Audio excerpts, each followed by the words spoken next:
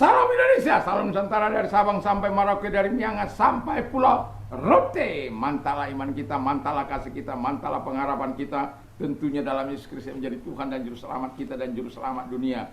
Jangan katakan bahwa Yesus bukan Tuhan, jangan katakan pula bahwa Yesus bukan Juru Selamat. Dia adalah Tuhan, dia adalah Juru Selamat. Kalau engkau percaya, engkau akan diselamatkan. Engkau tidak percaya, engkau akan dihukum. Yohanes 3 ayat 36. Yohanes 14 ayat yang ke-6 dikatakan bahwa akulah jalan dan kebenaran dan hidup, tiada seorang sampai kepada Allah kalau tidak melalui aku. Dalam Kisah Rasul 4 ayat 12 berkata, dan keselamatan tidak ada dalam siapapun juga selain dalam Dia Yesus Kristus, karena di bawah kolong langit ini tidak nama lain diberikan kepada manusia yang olehnya kita diselamatkan. Yohanes 3 ayat 16 berkata, karena begitu besar kasih Allah akan dunia ini sehingga Ia mengaruniakan anaknya yang tunggal supaya setiap orang percaya kepadanya tidak binasa melainkan beroleh hidup yang kekal. Mantap. Dan saya mau katakan kepada kita, biarlah seperti Paulus katakan dalam Roma 10 ayat yang ke-30 ayat 9 10, dengan hati percaya engkau dibenarkan dan dengan mulut mengaku engkau diselamatkan. Mengaku Yesus adalah Tuhan dan percaya dalam hatimu bahwa Allah telah membangkitkan Dia dari antara orang mati. Mantap, puji nama Tuhan.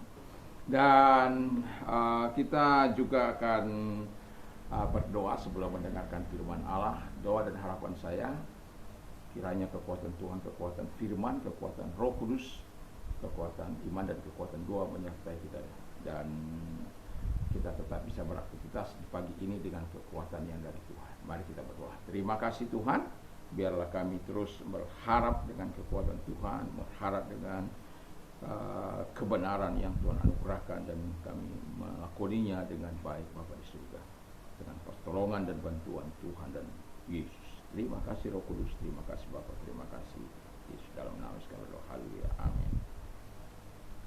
Puji nama Tuhan. Saya akan membaca dalam Roma 8 ayat 31 sampai dengan 39. Sebab itu apakah yang akan kita katakan tentang semuanya itu? Jika Allah di pihak kita, siapakah yang akan melawan kita?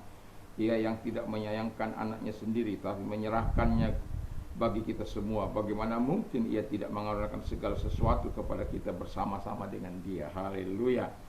Siapakah yang akan menggugat orang-orang pilihan Allah? Allah yang membenarkan mereka. Siapakah yang akan menghukum mereka? Kristus yang telah mati, bahkan lebih lagi yang telah bangkit, yang juga duduk di sebelah kanan Allah, yang malah menjadi pembela bagi kita.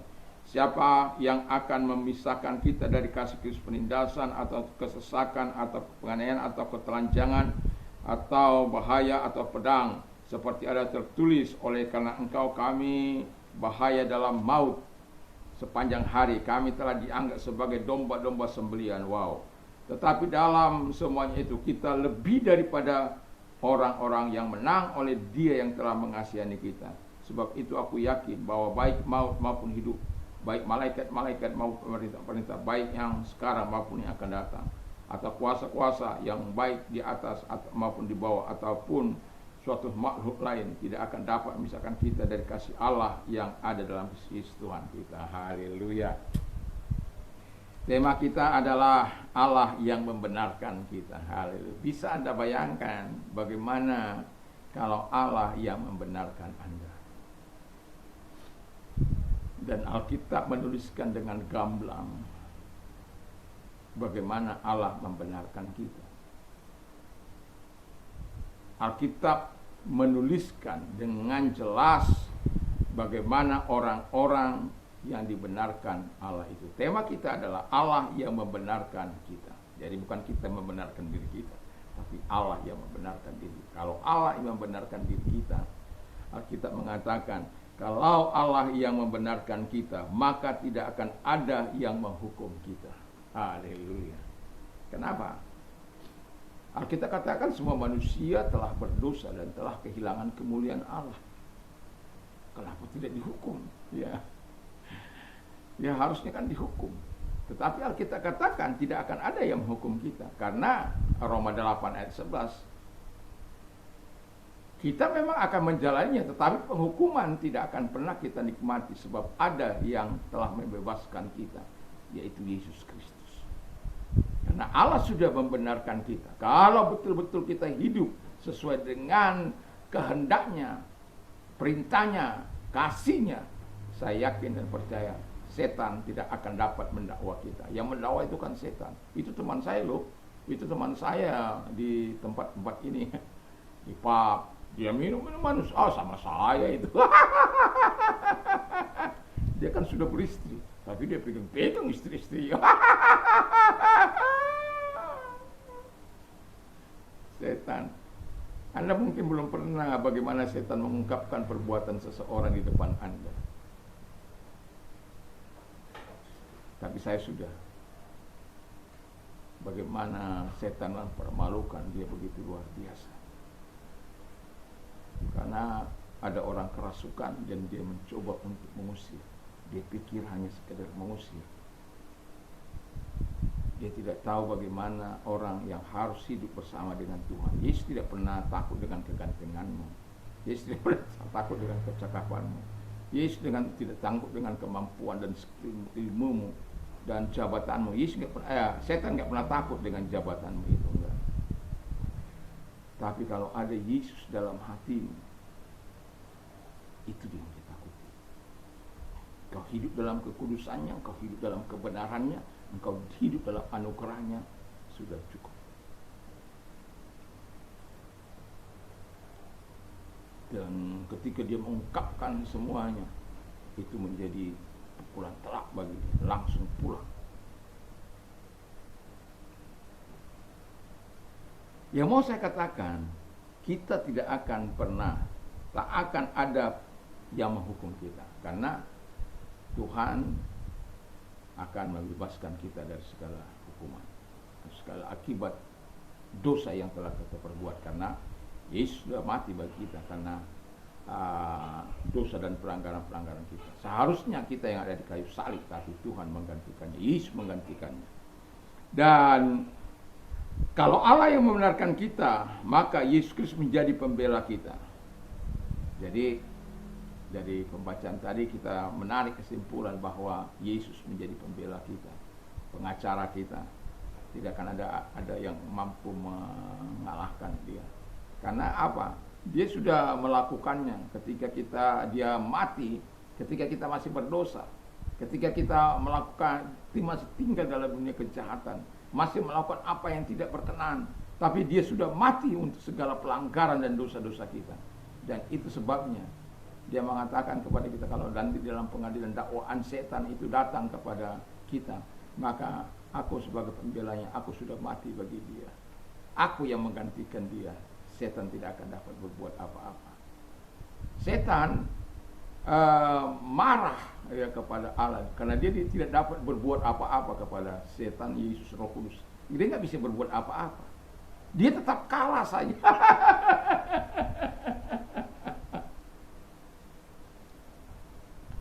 Tapi setan itu sangat marah, makanya keturunan daripada anak-anak Allah ini, ya, atau keturunan dari yang percaya kepada Yesus Kristus, dia akan dikejar terus.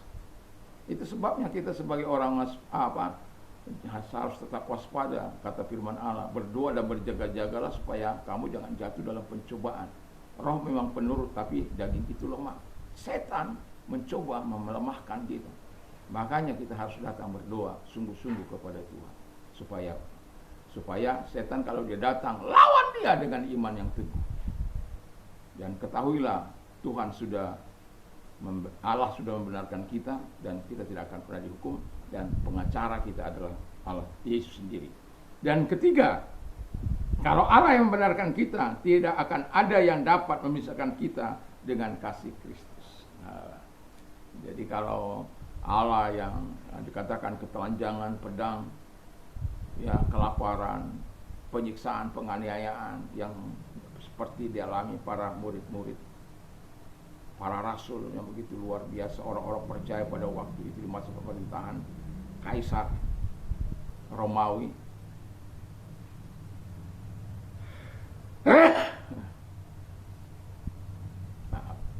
Dan begitu luar biasanya, dan kita tahu bahwa mereka bisa melewati, walaupun ada yang gagal memang, tapi mereka pada umumnya dapat melewati dengan iman yang sungguh. Tidak ada yang dapat memisahkan mereka dengan segala penderitaan yang mereka alami, diadu dengan harimau, dicabik-cabik, dibakar, apapun, tidak ada yang dapat memisahkan mereka dari kasih Kristus. Dan itu sebabnya kalau kita dibenarkan oleh Allah, tinggal terus dalam pembenaran Allah itu. Jangan neka-neku, jangan sudah dibenarkan, sudah dibenarkan. Seperti dakwaan para saudara-saudara kita di luar sana. Enak sekali orang Kristen itu lakukan dosa ini, zina di sini, zina di sana, zina di enak-enaknya aja. Karena dosanya sudah diampuni. Apa saja diampuni.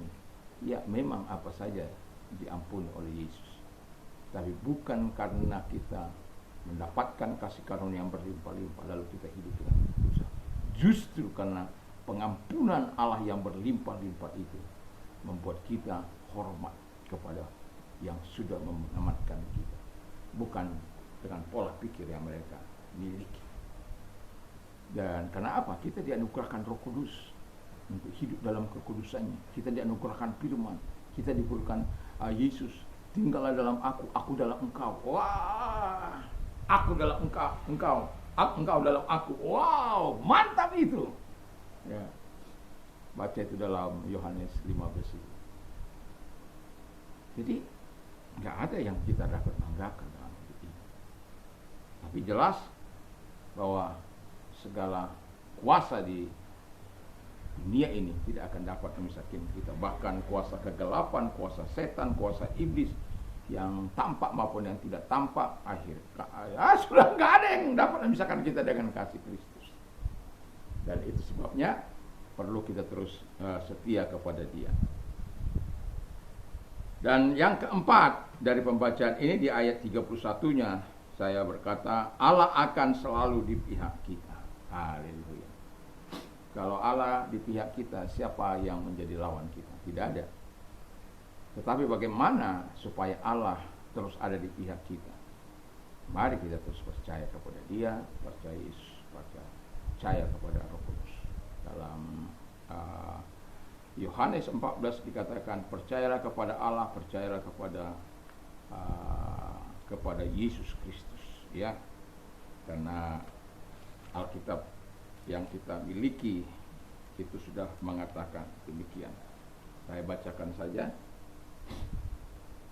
Janganlah gelisah hatimu, percaya kepada Allah dan percaya jugalah kepada Yesus Kristus. Jadi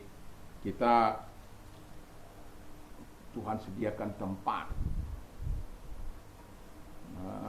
Ada orang berkata dia saja tidak bisa menyelamatkan dirinya, bagaimana dia bisa menyelamatkan manusia?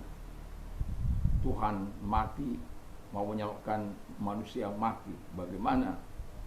Saya ulang sekali lagi dalam 1 Petrus 3 ayat 18 bahwa Tuhan tidak pernah mati. Yang mati itu adalah kemanusiaannya.